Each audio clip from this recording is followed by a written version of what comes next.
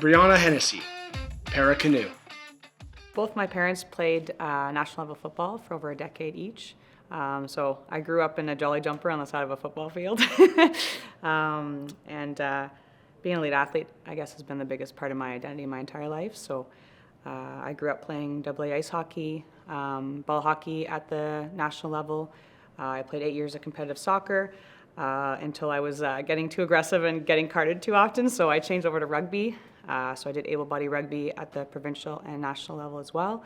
And I was also a competitive boxer, so I was Ontario provincial champion in boxing as well. So, I mean, I guess when you have role models like your parents, right, that are pushing you, and especially my mom in male kind of dominating sports, that's kind of all I've known my whole life. So I've been a tomboy in that sense, and I've always been raised, I guess, you know, knowing that you can do anything that a man can do, and so I've played a lot of co-ed sports as well, and made a lot of friends that way. So I guess it's just always been sort of the culture of my family. Yeah. I mean, I think every athlete's dream is to reach the world stage at some point, right? So, you know, for me, I think I'm just interested in so many different things. It's hard to hone in on one, but you know, I'm always trying to use some of the skill set that I have, you know, developed in one sport and apply it to the next. So I'm always keep going, keep growing kind of thing. So yeah. Like I said, I grew up as an elite athlete. So parasport for me isn't the first time that I started doing sports. And when I had my accident, that was all torn away from me, my biggest part of my identity, right? So I spent a good chunk of time in a very dark place, not knowing what my purpose was. I think that when I did start my wheelchair rugby, that's why I get so choked up about it, because it's the only time that I felt alive again. Like I had a part of myself back again, you know. And I regretted waiting that 2.5 years as soon as I sat in the chair. But I think that's the biggest part for me of parasport is just feeling like I have a reason to be again. Yeah. COVID hit and all the team sports stopped, and so the Tokyo Paralympics got pushed a year ahead. So Canoe Kayak Canada ended up wanting to just sort of put their feelers out and see if there were any athletes that may be interested in giving it a go.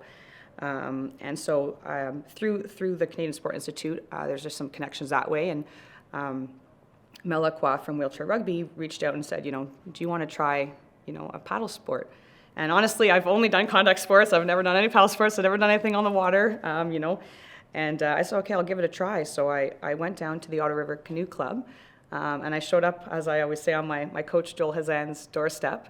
And I said, I want to give this a try. And we hit it off right away because I'm a straight shooter, and so is he. So I said, I'll you know, give this a try. If you see any potential, then, you know, we can see where things go. And we went out for a couple paddles, and then we had a discussion, and he said, well, what are your goals? And I said, well, I'd love to go to the Paralympics. I'd love to go to Tokyo. And he kind of just chuckled under his breath and said, I don't do miracles.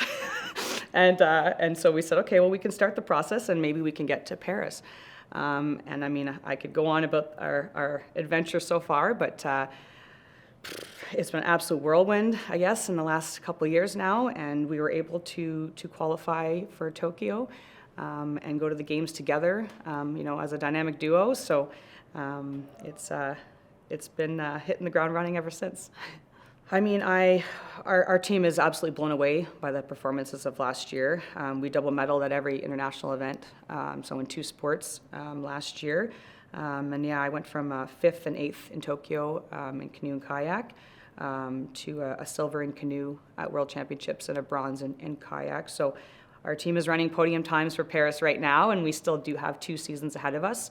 So we're super excited to see if we can bring home some hardware for Canada.